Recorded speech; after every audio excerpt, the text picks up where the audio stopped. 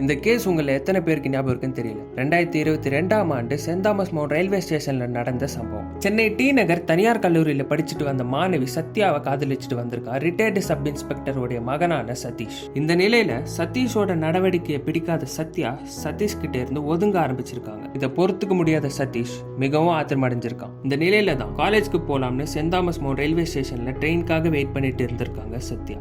அப்ப அங்க வந்த சதீஷ் திரும்பவும் என் லவ்வை ஏத்துக்குமாறு கம்பல் பண்ணியிருக்கான். இதுக்கு சத்யா மறுப்பு தெரிவிச்சதுனால ரொம்ப கோவத்துல இருந்த இந்த சதீஷ் அப்ப தாம்பரம் போகிற ட்ரெயின் வந்த நிலையில சத்யாவை ட்ரெயின் முன்னாடி தள்ளி விட்டு கொலை செஞ்சிருக்கான் சதீஷ். பட்ட பகல்ல பலர் கண் முன்னாடி நடந்த இந்த கொடூர சம்பவம் தமிழ்நாடு முழுவதும் பெரும் பரபரப்பை ஏற்படுத்துச்சு.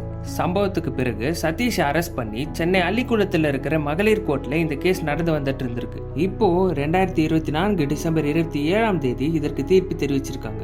சதீஷ்க்கு ஐபிசி செக்ஷன் 302 மற்றும் தமிழ்நாடு பெண் வன்கொடுமை தடுப்பு சட்டத்துக்கு கீழே அவர் குற்றவாளின்னு நிரூபிச்சிருக்காங்க. இதனை அடுத்து சதீஷ்கான தண்டனை என்னன்னு 30ஆம் தேதி அறிவிக்கப்படுவதா தெரிவிக்கப்பட்ட நிலையில இப்ப அவனுக்கு அதிகபட்ச தண்டனையான மரண தண்டனை விதிக்கப்பட்டிருக்கு.